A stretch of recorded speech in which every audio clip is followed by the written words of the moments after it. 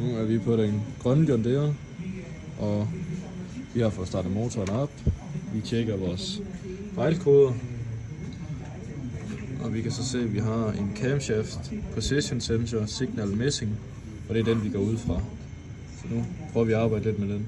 Vores camshaft positionssensor er det samme som vores pumpe positionssensor. Det er den, der sidder allerbagerst herinde med den grønne og orange ledning på.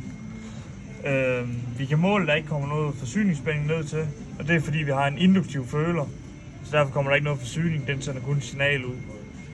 Vi har ohm med ledningerne hernede fra og op til vores SU, som ligger på 0,3 ohm, så det er fint nok. Så måler vi vores modstand i selve spolen, som skal ligge på, altså i følgekomponenten står der, at den skal ligge mellem 0,5 og 1,8 ohm, hvis ikke man har noget data for den. Men når vi prøver at ohm den, så ligger den på open line, skriver den meget, der er ikke forbindelse. Så går vi ind i vores data, og så finder vi dataen for den her type.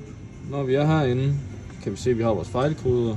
Nu vil vi så ind og undersøge noget mere om vores pump position sensor, som også er vores camshaft position sensor. Så vi trykker søg.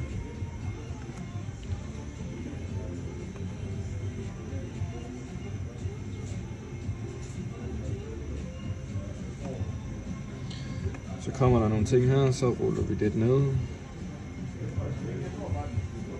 Og så finder vi noget, der minder om noget, vi kan bruge til noget. Der står i hvert fald Perform a Visual Inspection, så klikker vi ind på den.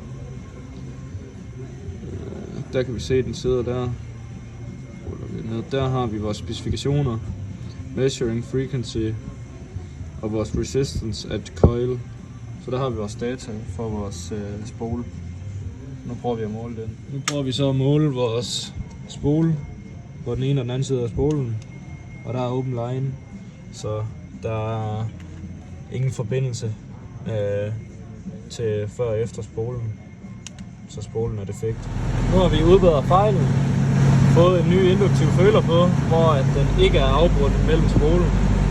Og så kan vi se, at vi måler 3,2 kilo, og nu passer det efter data.